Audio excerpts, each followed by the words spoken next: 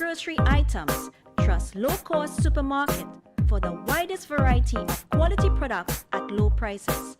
Freshly picked fruits and vegetables, healthy products for your well-being, high-quality meat cuts, and a warm and friendly service. Low-cost supermarket, Sun and Main Road, Cunupia.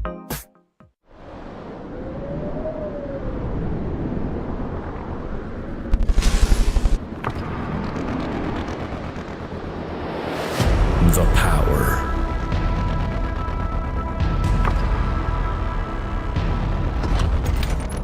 To shatter the strongest.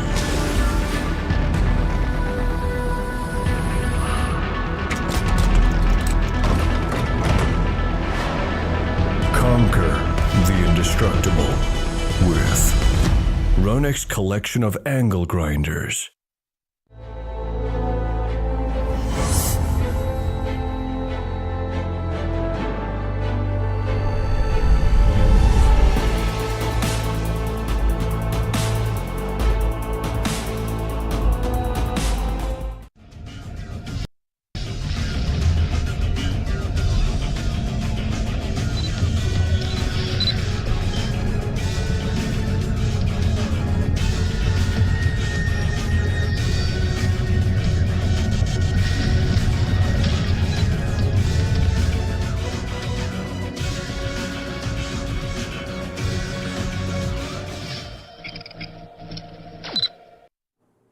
Assalamu alaikum and good evening, my dear viewers. Welcome once again to another edition of Techno right here on IBN Television. This is a live program that is aired every Thursday evening from 8 to 9 p.m. and we are streaming live as well on Facebook, on IBN's Facebook page, on YouTube, on tegotv.com, as well as you can download the app, the Tego TV app on the Play Store.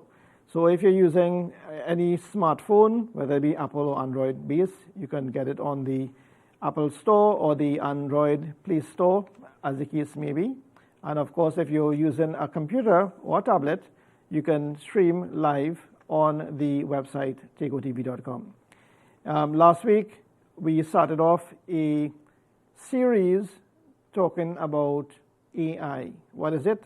We discussed what it was, how it works, a little bit of the history, and as part of the continuation of AI, artificial intelligence, we will continue this series today, and we will show some more, get more in depth in terms of what AI is all about. It's a buzzword that a lot of people have been speaking about. We're hearing about it, we've seen it in the media, we've seen it in the news. Well, for the older folks who might not be too sure about what it is, we are talking about that. That's our topic.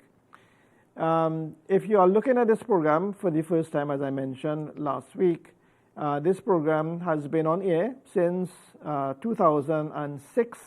Yes, 2006. It ran for a consecutive number of years until 2018, the end of 2018. And then we started back this particular series October of 2025. Today is our second program for the new season for this new year 2026. And of course, based on the requests of the public, of the viewing public, we have decided to talk about AI. This program is also designed to highlight the latest aspects of technology, not only locally, but globally, all over the world. And just recently, last month, there were some insights in terms of technology at the CES, and CES was at the beginning of January. We are now at the end of January. And coming down the road sometime in the future of this program, I'll be showing you some clips of some of the latest gadgets, some of the latest technologies that would have been showcased at CES, that's the Consumer and Electronics Show in Las Vegas, as well as I'll be demonstrating some of the use of technology and the artificial intelligence in the technology that was showcased there, because some of those things will be rolling out. Rolling out meaning it will be introduced into the market, and of course, whatever happens in the US and other countries, it eventually will get to our shores as well. So before we continue, I am Dr. Shahanshah Ali Qasim, and this is Techno. Tonight, we're going to talk about big data. If you remembered, from those who have been looking at this program last week, we said that how with artificial intelligence, the demands of the technology means that you must have computers infrastructure that requires a lot of storage, or what we call big data. And we said that some of those big data centers require a lot of electricity to run. So some of the companies, the big companies, like for example open source and NVIDIA, for example, what they have done, they've actually went ahead and buy entire power plants in the US so that they can generate their own electricity to power their own infrastructure, their own servers and computers, if you want to call it that, so that they can then use that artificial intelligence technology to power the whole infrastructure and then broadcast it out globally. Again, most of you use Google or heard of Google. Well, Google is not just in the cloud. It's not just something on your phone or on your computer. Google is powered and backed by some type of large infrastructure, rooms upon rooms, buildings upon buildings in different locations of the world that is mirrored technology. And that technology is used to, if you want to call it, capture your data and then relay the information or search the information at fingertips, at your fingertips, if you understand. So we will take a look now at the first clip. What is big data? In 2 minutes. What is big data? With the spike in internet usage and other technologies such as IoT devices, mobile phones, autonomous devices like robotics, drones, vehicles, appliances, the volume of generated data is growing exponentially at an unprecedented rate.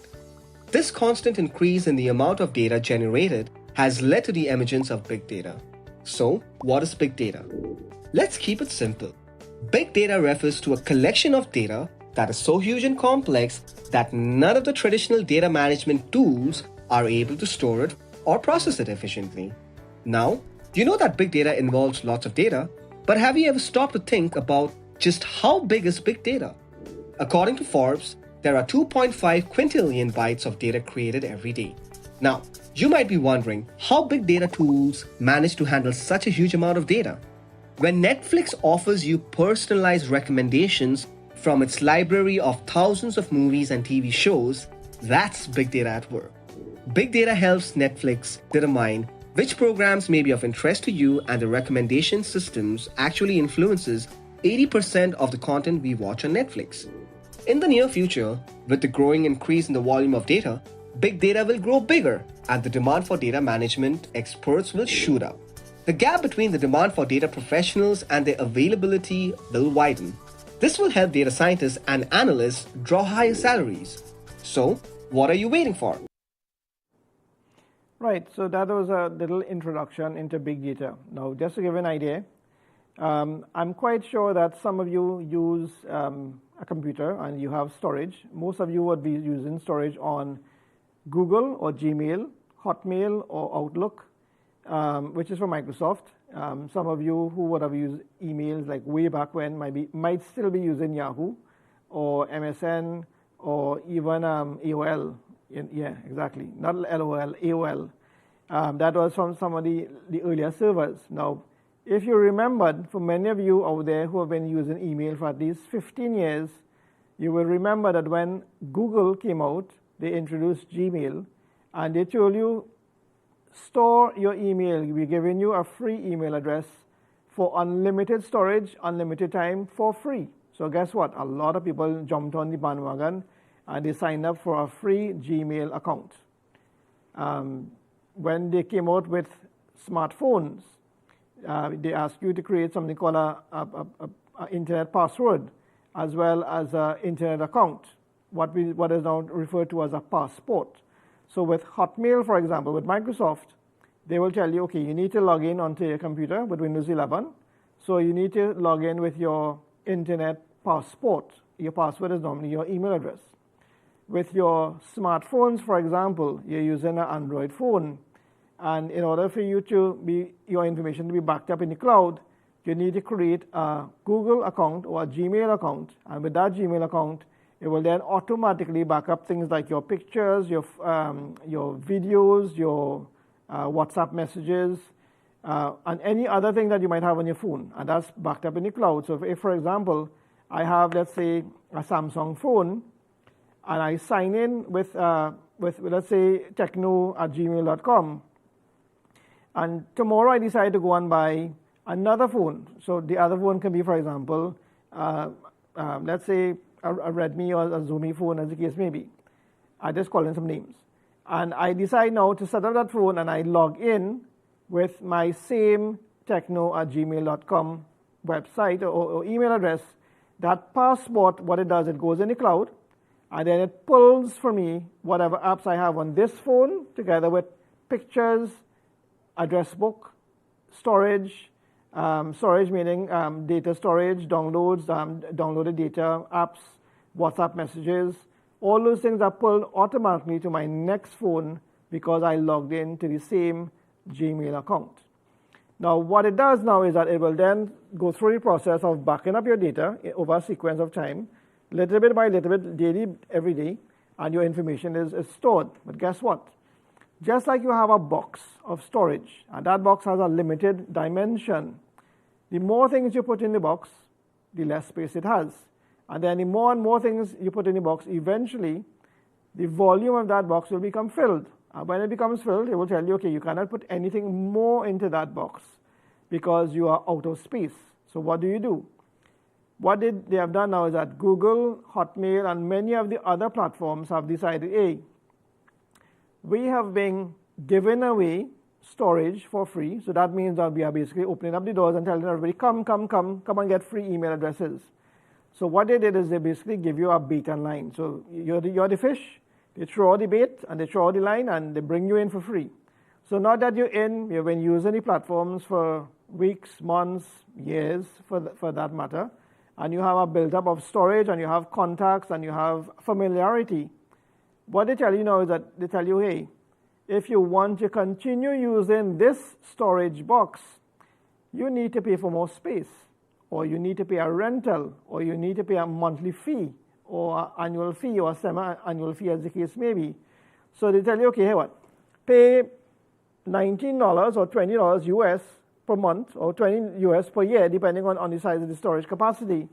And they will then rent you storage space on the internet. And when you do that, what that means now is that you have storage that you can then use at your will. Now, some people might say, well, $20 is not much money. That's like about $140, $150 roughly. So, yeah, no problem, I'll pay that. But then some people who have a lot of data, big chunks of data, big files, well, feel that, hey, that's too little bit of storage. And I have my phones, and I have my tablets, and I have my computers.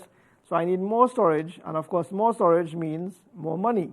So this is how the companies in the technology who build these big data centers, this is a way for them to bring back in a revenue, because you, the consumer, is also the product, in terms of you have to basically pay them to use their platforms. Because if not, your phones, your tablets, your computer, your internet, the email is neither here or there, in terms of you're not able to use the facility or the features of that storage.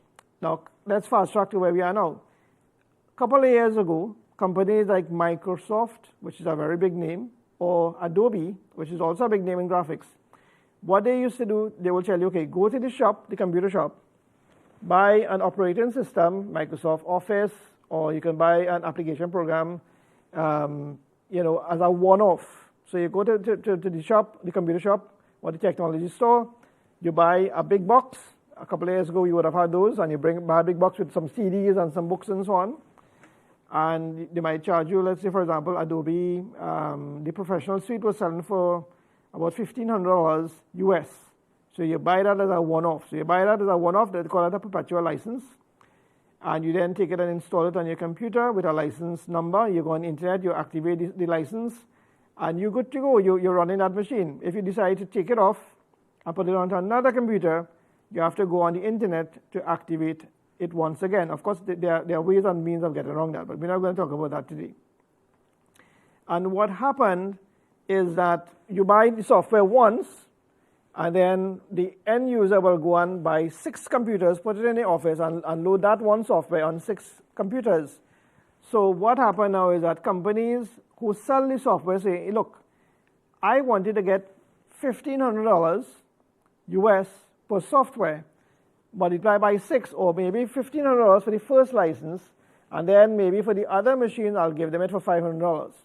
But in this case, what they're doing is that you're buying software once, installing it on 6 other machines. So we, as a company, we're losing revenue. So what they did is that they actually went ahead and stopped producing the perpetual license software. So if you want the perpetual license software, you have to buy the older version. But now what they did is that they actually incorporated newer things. So they now incorporate templates and pictures and audio clips and video clips and pre-done newsletters and magazines and brochures and call cards and so many things. But if you want all those new things incorporated as a template where you could just open and change and save, then you have to buy a license or pay for a license, whether it be every month, every quarter, every 6 months, or every year. So every year you buy that. So for that is how Microsoft came out with Office 365. And for many of you, we would have spoken about Office 365 a couple of years ago. And what that does is that when you buy a license once, it allows you to either have a single user license or a multiple user license. So a multiple user license could be where you have this software, Office 365, you install it onto your tablet. But today, everybody don't just have one computer. They have a tablet, they have a phone, they have a laptop, they have a desktop, and in some cases, they have a smart TV. So what they do now is that they tell you, okay, here what? If you buy the software, Office 365, and you put it onto your desktop at work, it will back up the data automatically in the cloud or the internet. So when you get home and you wanted to log in and make changes to the document that you were working on at work, you don't physically have to work with any flash drive or thumb drive or CD with the data backed up. You just simply have to log in, and the data that you had on your computer is now mirrored in the cloud, which you can then access on your laptop at home.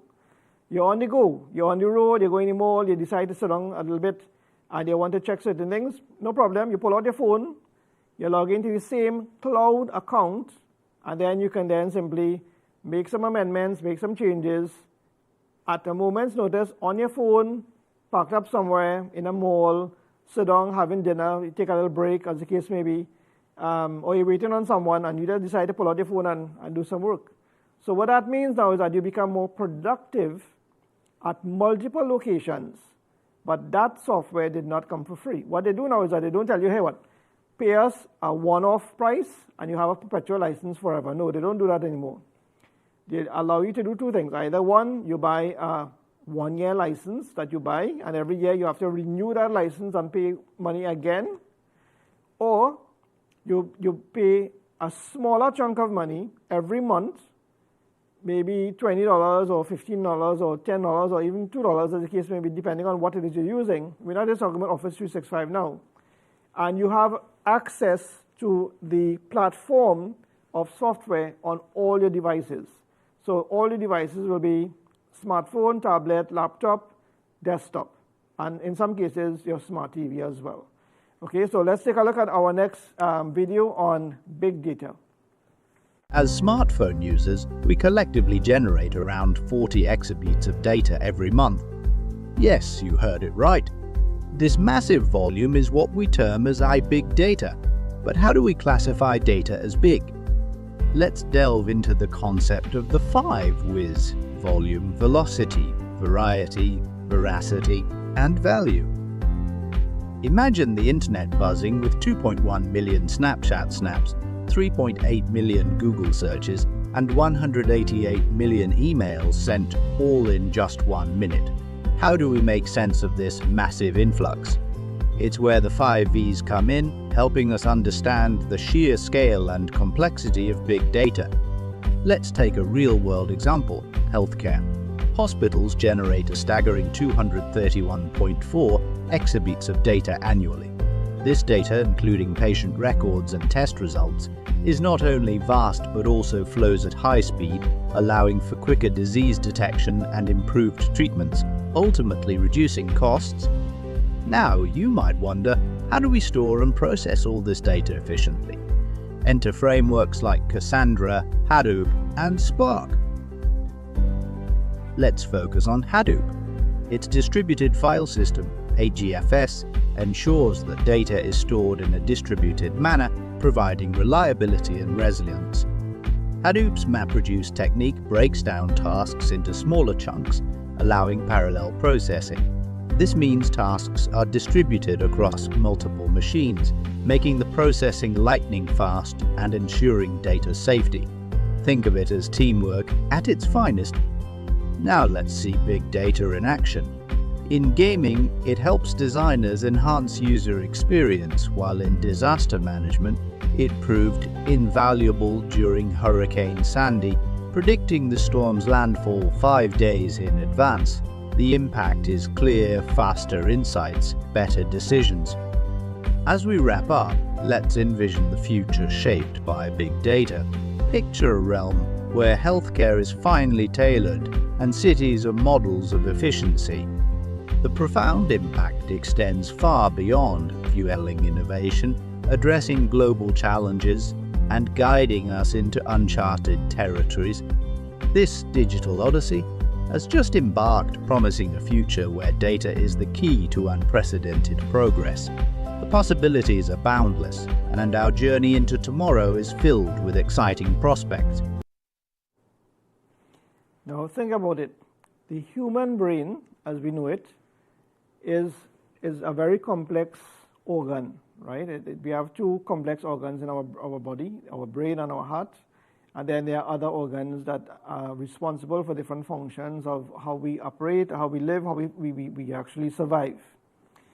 But when it comes to computers, technology, there are the concept that, there's something called information overload. We have access to so much information coming in and coming in and coming in and coming in and coming in and coming in and coming in that is sometimes we have emails, and I'm quite sure that many of you out there who have public type emails, Gmail, Hotmail, you might have 5 people send you emails, but then the minute you start to go to certain websites and you start to go to certain social media pages, you start getting an influx of what we call junk mail.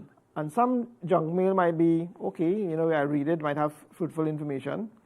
But then after a while, you have so much mails coming to you that there's almost no way possible for you to keep up, for you to read every single mail every day. Otherwise, you'll just be sitting behind your device and just checking mail upon mail upon mail upon mail, and you just wouldn't have the time to even figure out how much mails that you can go through. So just to give an idea, my personal email, I get on average about 300 to 400 emails per day. I filter those 300 to 400 emails automatically through setup filters, and I am able to read maybe 3 or 4, sometimes 5 emails that is pertinent to what I'm doing. And then another 5 emails to things that maybe just information that I might want to see, and I give a certain level of priority based on if it's work-related, if it's research-related, if it's something that I wanted to know about, if it's something that I'm interested in. And then I will sort my data, and then I will dump off as the case may be.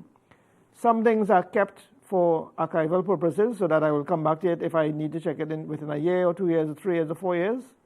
And some things, as you have tasks that's done, you then put it in archive, and then some things that is tasks, that's what we call one-offs, we dump it off the system, so then we free that amount of space.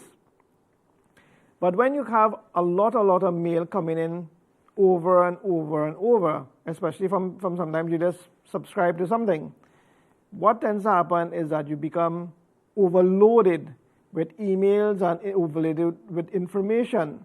And when that happens, well, of course, you need to take a break. So what you normally do in a case like that is that you have to figure out what is important and what is not important, and then you filter, as I said.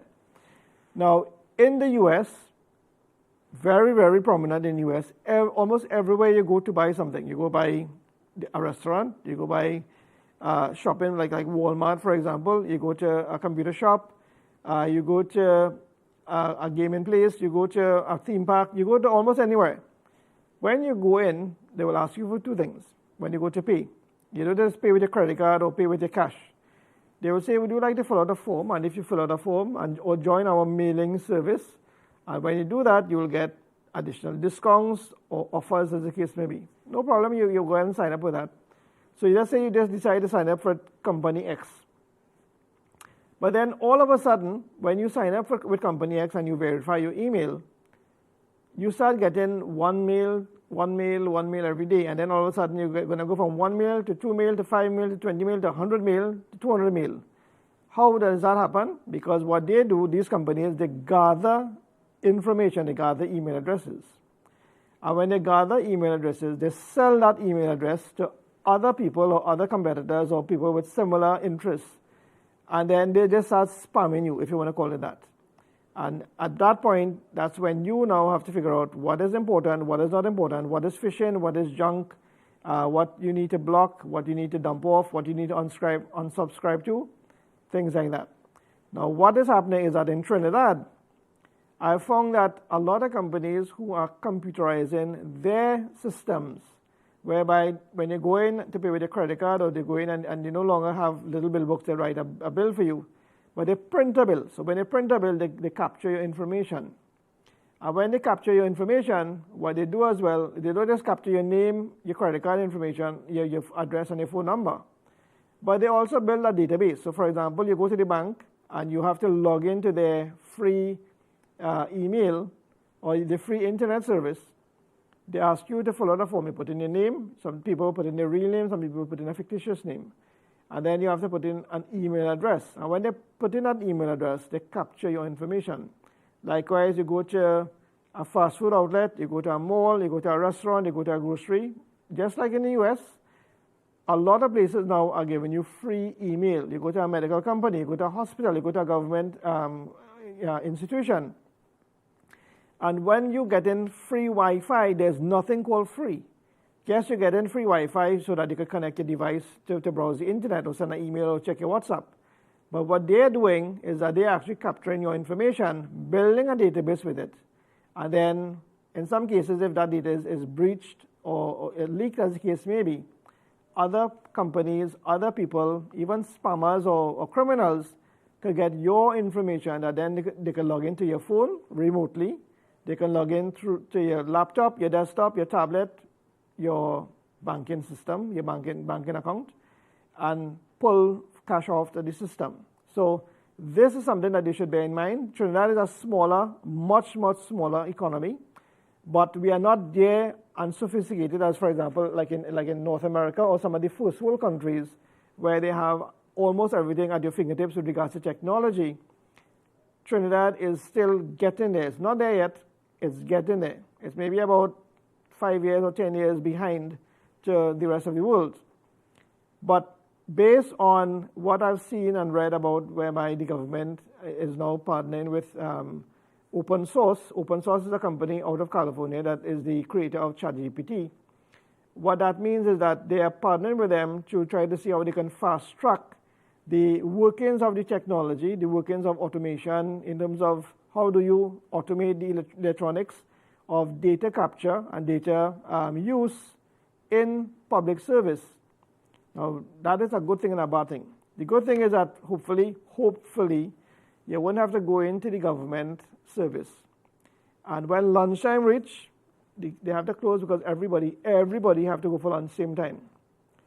And when 2 o'clock or 3 o'clock reach, although working hours is until 4 o'clock, the cashier must close to balance the cash for the day. So guess what?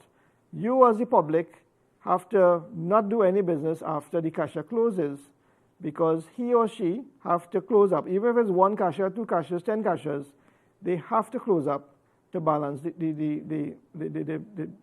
till, as the case may be. And that means now you have a whole hour of unproductive time. This happens in customs all the time. You go to clear goods, whether it be in the airport or in Port of Spain or whichever port of Trinidad, and lunchtime reach, them have to close and everybody have to go home. And then when a particular time reach, the cashier have to close because they need to balance off, so you have to come back the next day. You might have spent the whole day there, And then you reach a point whereby you just have to pay and collect your documents and collect your goods. And because it's time for the cashier to close up, he closed or she closed, and you have to come back the next day on productive time to go and just pay the cashier and then collect your items. Now, the reason why I'm saying that, we're talking about automating, we're talking about fast-tracking the way the technology works, we're talking about becoming more efficient. But it doesn't matter what type of hardware, or what type of software, what type of AI technology, or what type of automation you put into place. If you don't fix the public servants, who actually are the ones or the backbones that are running the show, if you want to call it that, doesn't matter what it is you do. It's only so fast you're going to run. You could have the fastest Lamborghini, and if they tell you, hey, you have a speed limit of only 100 kilometers on the highway, and it have police monitoring that, and they will give you a ticket for $10,000, you can't drive more than 100 kilometers. Your vehicle might be able to run from 0 to 500 kilometers, I'm just saying, you know. But then at the same time, you might have no speed limit, but you have potholes all over the road, and nobody fixing it. So if you have potholes all over the road, or you have humps all over the road, or you have landslips all over the road, and nobody fixing it, it don't make sense you're buying a Lamborghini to drive on the road, because it's only 5 miles you could drive unless you're planning to mash up the whole car, you know. And that is what I'm trying to explain to you in terms of, we want to go one place in terms of efficiency, but there's a balance in the system. So open source is the company that is responsible for what is known as an AI program that generally most people can use through the internet or on their phones. You can download a program called ChatGPT, a name that some people know, a name that not much people know. What is it? Let's take a look at what is ChatGPT.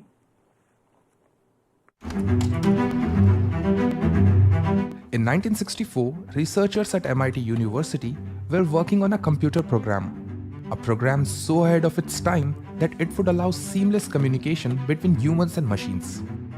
In the next 2 years, they built Eliza, an app that would set the foundation for all the future chatbots. What made Eliza so impressive was the introduction of keyboard-enabled responses. For the first time, users felt they were talking to someone who understood their input. Pretend that you have some psychiatric problem. Type it in and see what happens. I'm depressed. By 1995, another language processing bot, Alice, came out and was followed by Smarter Child in 2001, setting the stage for all the current generation chatbots. However, a decade later, the introduction of AI chatbots like Amazon Alexa, Google Now, and Siri took the world by storm. News. We got the go-ahead. Can you meet at 10? Alexa, 500 रुपए से कम की दिखाना. Between 7 p.m. and 8 p.m. Sure. All right, I'll call to book under your name and phone number, and I'll update you. But in November 2022, an artificial intelligence firm called OpenAI introduced ChatGPT, an advanced AI-powered chatbot that has taken the world by storm. Let's understand what ChatGPT is. To better understand this chatbot, I went to its website and tried asking a few questions. But now you might think this is not new, and existing chatbots like Alexa, Siri, and Google Assistant can also do this. So what makes ChatGPT so special? While Siri and Alexa can interact with the physical world and complete actions on apps and devices, ChatGPT can't do any of that. Instead, it is designed to provide more detailed and comprehensive answers. For example, writing an essay.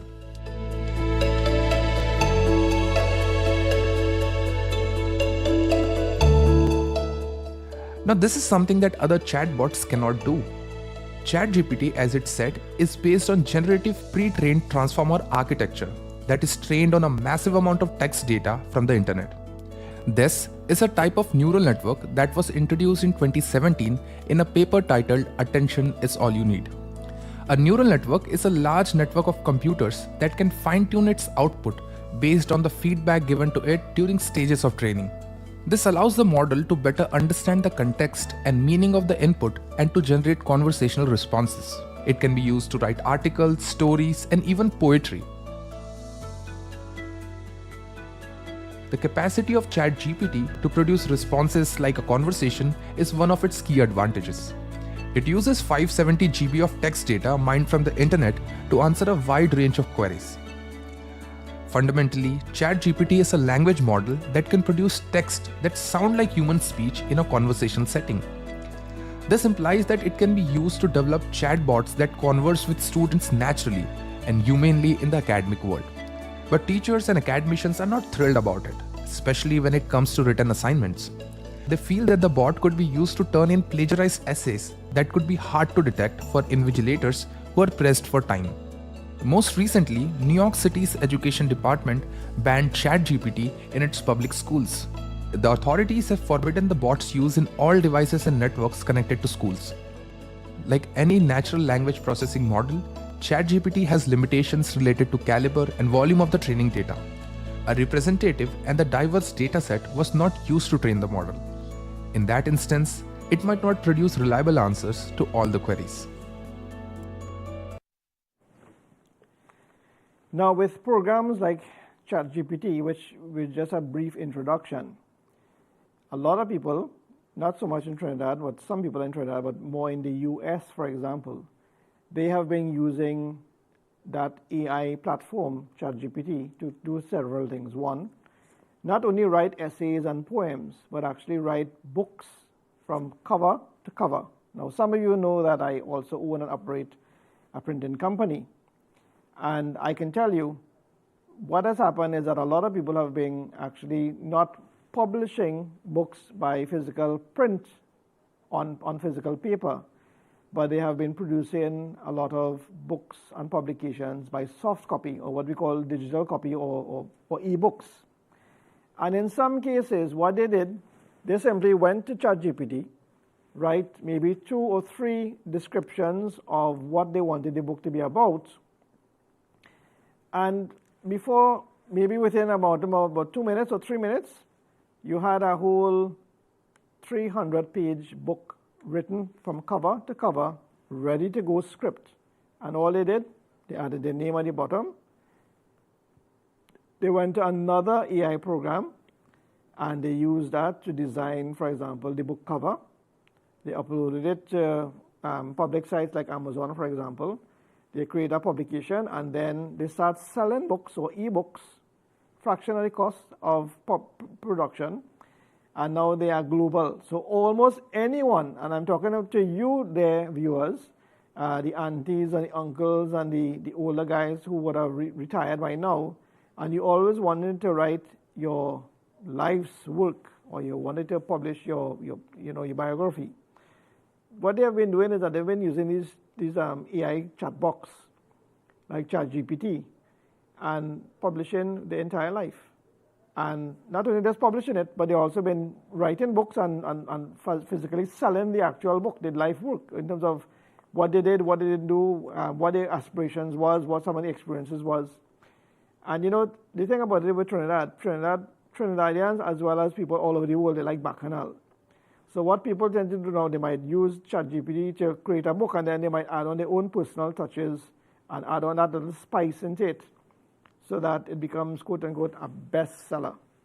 So long ago, when you had writers who would have gone to school, gone to university, went through the process of studying for a number of years and been able to assess and then do small publications and then bigger publications. This is a matter of maybe about 20 years, 30 years kind of time frame. What has happened is that the new generation out there, they're not doing that. What they're doing is simply using these chatbots, and they've been, chatbots, and they've been creating publications that looks unique and presenting it as their own. Now, you would have heard of plagiarism. When they talk about in the universities, they have banned use of some of these AI programs like ChatGPT because students are no longer reading and researching. They are now just using this AI to pull the information. Now think about it. We're using technology to think for us, to write for us, to say what we want to say. What happens if that technology doesn't exist anymore? Now, we are the older ones. Older ones meaning we are from the previous generation. But the younger ones and the new ones out there, maybe who would have been born within the last 5-10 years, They are now being born into the age of technology, the age of AI, the age of things at your fingertips at a moment's notice. You want it, just pull up your phone and it's right there in front of you. What happens though is that the human being will always be there to think. In other words, we have to still program ourselves to think for ourselves. We have to teach ourselves not to rely 100% on technology. But the question is, how many of you think that you can survive 1 week, not a day, 1 week, without being connected to the internet, without being connected to your social media platforms, without being connected to your computers or your televisions or your devices, without being able to send a WhatsApp or to be able to send an email or to be able to FaceTime someone, FaceTime, not only the FaceTime app, but also use your devices to see someone, talk to them. They might be down the road, they might be in a different house, they might be in a different part of the country, they might be even a different part of the planet. But you want to be able to see it, or you want to be able to research it, or you want to be able to. How many of you think now you can actually separate yourselves from technology? Yes, you can separate yourselves maybe for a week or for an hour or two, or maybe a day or two. But I am almost sure, especially the newer generation of people out there, they're just glued on to their devices because there's just so much information there. As I said, information overload. Our next video, we talk about ChatGPT explained, and then we will take a break. Let's take a look. Meet John, a talented programmer who is looking to start a company that used his personally developed mobile application to connect restaurants and customers for booking and reservations. Even though the app was ready, John had difficulty getting together a team for his startup, needing separate people for sales, marketing, programming, content creation, and customer support. Hiring reliable manpower while being strict with his budget was getting difficult. He reached out to his friend Ryan, who said John could start his company without hiring any new people, thanks to just a single AI-based tool. John couldn't believe it, which led Ryan to introduce ChatGPT, the revolutionary AI chatbot being developed by OpenAI. It is a state-of-the-art natural language processing, or NLP model, that uses a neural network architecture to provide responses. This means that the ChatGPT bot can answer questions without being explicitly told what the answer is using its own intellect, unlike previous AI chatbots. So, how does ChatGPT help John in filling out his team? Regarding sales, ChatGPT can provide full-fledged sales pitches based on the correct prompts. It can provide tips on how to pitch your product to businesses, removing the need for sales training. Completely customized to your requirements and your prompts. If you don't like some things about the response, you can ask for certain changes, and the chatbot will make sure they are done. When it comes to marketing, ChatGPT can provide efficient marketing strategies, which can help new entrepreneurs learn how to market their products to prospective clients. It can provide trending keywords that marketers can use for SEO purposes, while providing ad copies for your website and blog. Speaking of websites, since John can do a lot of the heavy lifting in programming, ChatGPT can help proofread the code and help out when looking for bugs to fix. Apart from basic bug fixing, it can also provide sample code structures for different programming languages, allowing John to focus more on improving core functionality and workflow, rather than fixing basic code errors.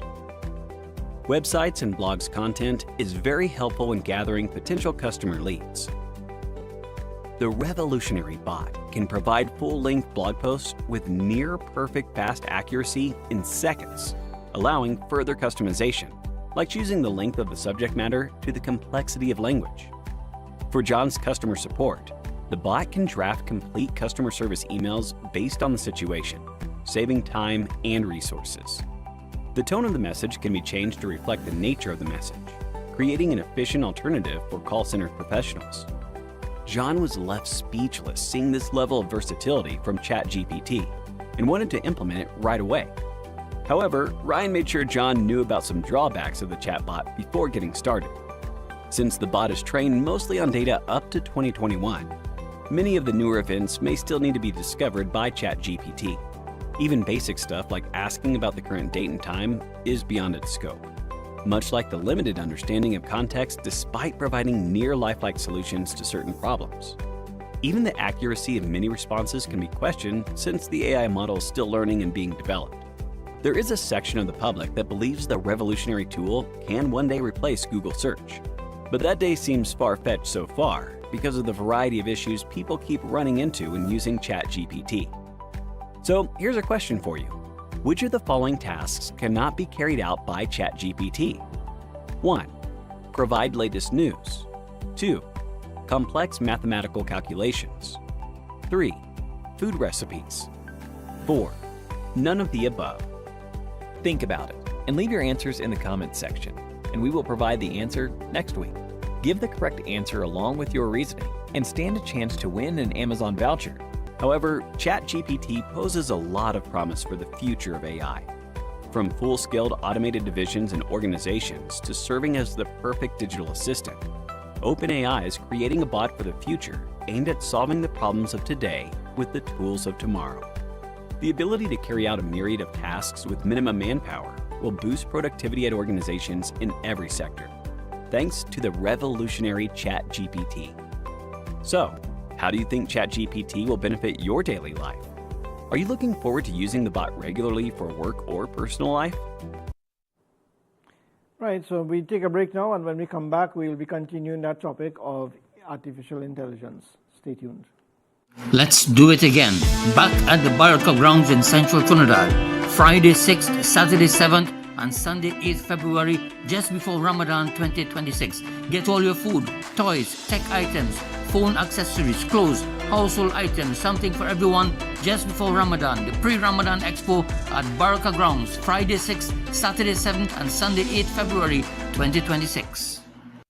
Never too early, never too late to recharge and hydrate. Get your daily dose the right way. Grab our oasis, now why wait? Never too early, never too late to recharge and hydrate. Get your daily dose the right way. Grab our oasis, now why wait? The greatest, the safest oasis for sure.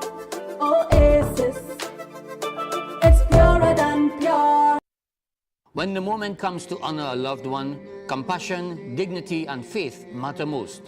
Come to Shyam's Islamic Funeral Services Limited. We provide trusted Islamic funeral and burial services, grounded in tradition and handled with care. From ghusl and shrouding to transportation, janazah coordination, burial arrangements, and special international repatriation services of your loved ones. With professionalism, with respect, with heart. Shyam's Islamic Funeral Services Limited, serving our community with honor. Sheikh Leisure Limited, making life easier. Our renowned great tasting vermicelli comes pre-cut in regular and parch, packaged to make preparation simple. Attention all doubles vendors and roti makers, try our high quality pre-sifted bromate free all-purpose and whole wheat flour, low price and conveniently packaged. For wholesale and retail prices, contact Sheikh Leisure Limited, Warrenville, Conopia. Sheikh Leisure Limited, quality you can trust. Welcome back once again to Techno right here on IBN. I am Dr. Shahan Shah Ali Qasim, and our topic tonight deals with AI, artificial intelligence, and we come now to the question, is AI, artificial intelligence, the most important technology of this century? Now, for many of you out there who are looking at this program, you will say, well, now this is so much a question for the older ones, our grandparents, for those who have grandparents who are alive. In the 1960s, 1970s, technology was almost non-existent. In the 80s into the 90s, we saw the graduation of introduction of computers into Trinidad. And then from the year 2000, 2001, going on to 2006. So from 2006, when this program started on air, there was nothing like a smartphone. You still have to use your phone, and you still have to dial on the dial pad. But as this program evolved and it progressed, so did technology. I remembered introducing the new aspect of a touch screen. And when we talk about touch screen, the phone was ringing off the hook because nobody even saw or knew what is a touch screen. And now almost everybody will have a smartphone after the screen. Over the years, we would have showcased whereby technology would have been such that you can stay where you are and chat with someone using your phone and see them at another location in Trinidad or see them at another location in the world. And that was so far-fetched. Well, guess what? That far-fetched, within a short space of time of a few years, is now almost prevalent everywhere. The question I'm going to ask you now again is AI the most important technology, I wouldn't even say of the century, but over the last few years? Well, this video will tell you yes or no. Let's take a look.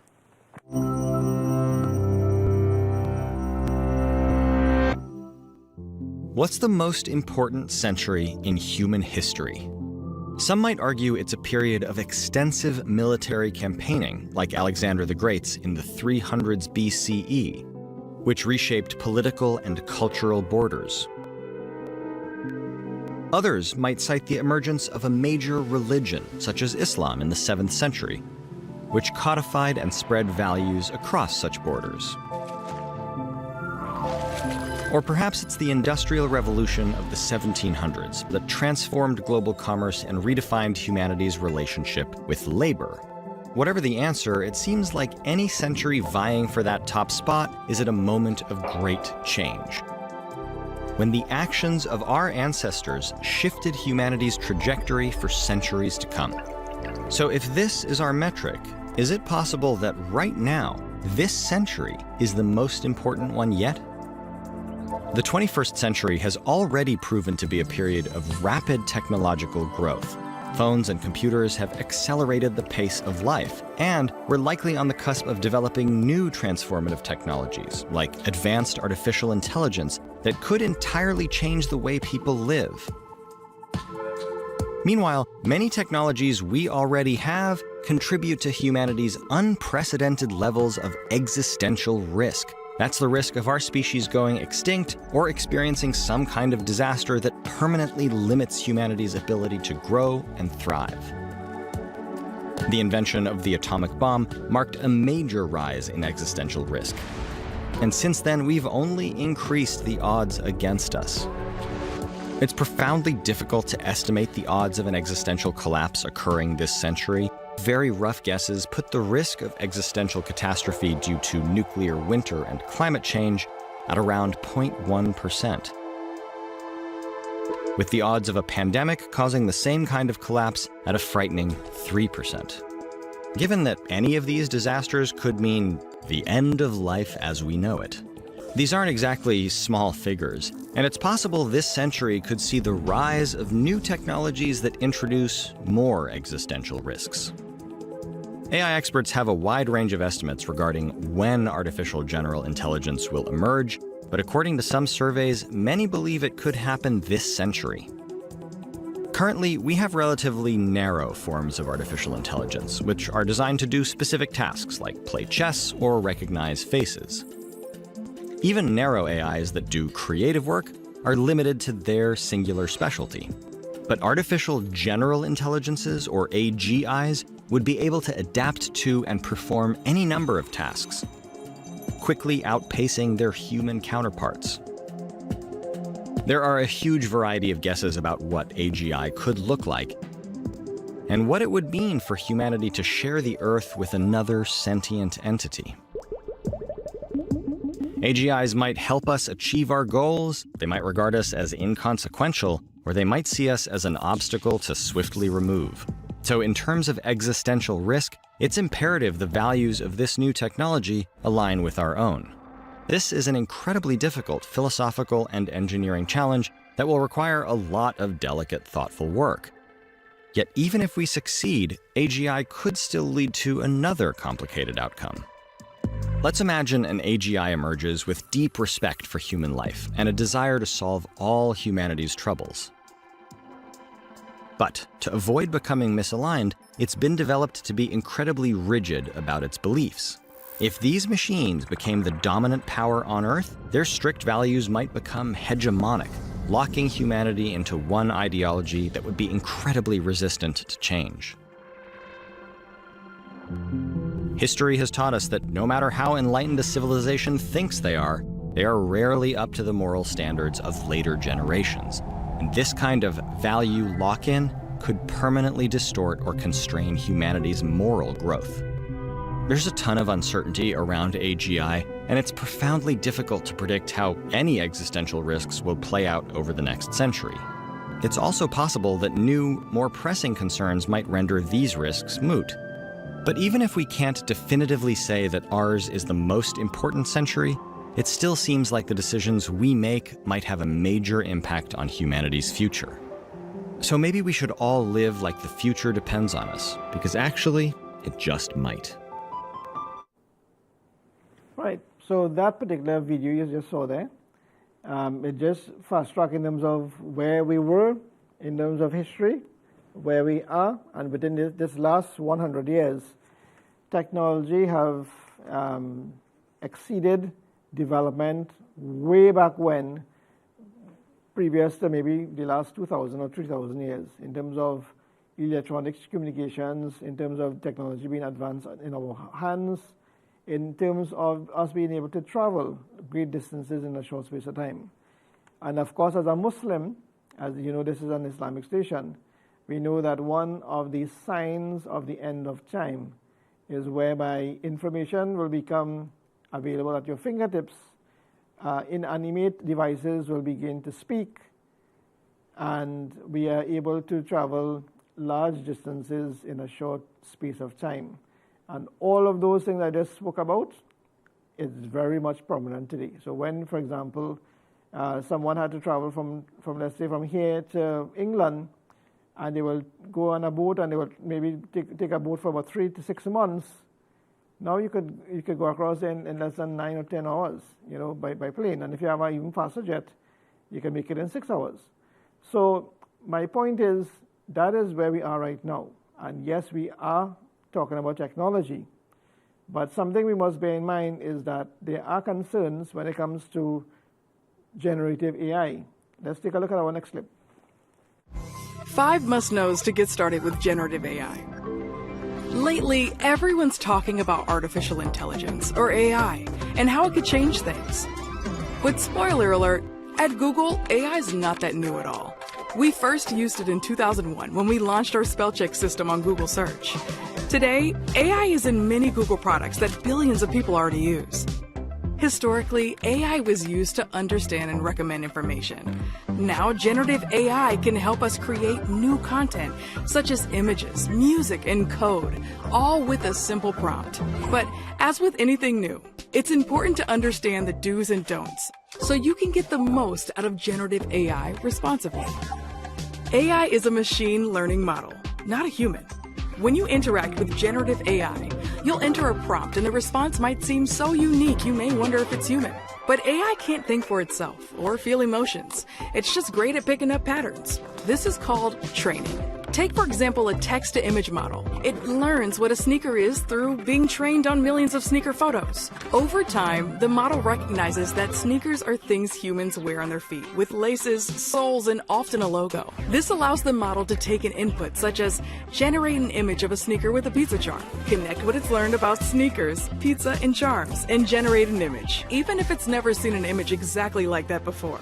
Use AI to empower, assist, and inspire you. Experiences powered by generative AI can help you kickstart the creative process, but they're not there to do the work for you. That's your role as the creator. To get started, you might use AI to ask questions you didn't think could be answered, like which came first, the chicken or the egg? Or get help identifying that animal species you're curious about by using an image. It can even help you brainstorm creative ideas for that prequel you want to write about your favorite movie. AI can and will make mistakes. Generative AI is a work in progress, and it can make mistakes. It may make things up. This is known as a hallucination. Say you ask, who will be the top gymnast in 2035? The response may predict someone even though there is no way to truly know. It may also misunderstand things. For instance, you ask for information about bats. It might tell you about the type that's used in baseball or those winged mammals that live in caves. Critically evaluate responses.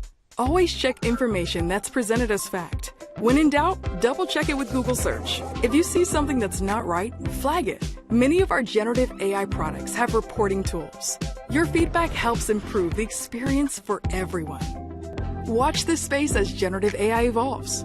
Generative AI is a quickly evolving technology, and we're committed to developing it responsibly. To get the most from your AI experience, stay in the loop on the latest product updates and learn about our guiding principles at ai.google.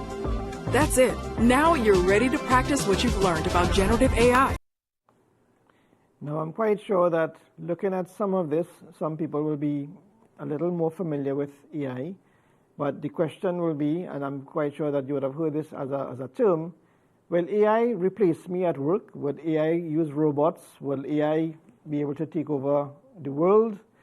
Well, that will be a topic for another program. Until I see you guys next week, Thursday, inshallah, God willing, I am Abdul Shahanshah Ali Qasim. And as I said, if you need to contact me for any reason with technology related or work related, you can call me at 791-0903 or 340-1130. If you don't get those numbers, you can always call the studio and they will give it to you.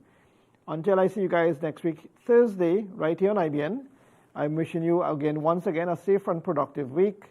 Enjoy your weekend. Until next week, Assalamu alaikum wa rahmatullahi wa barakatuh.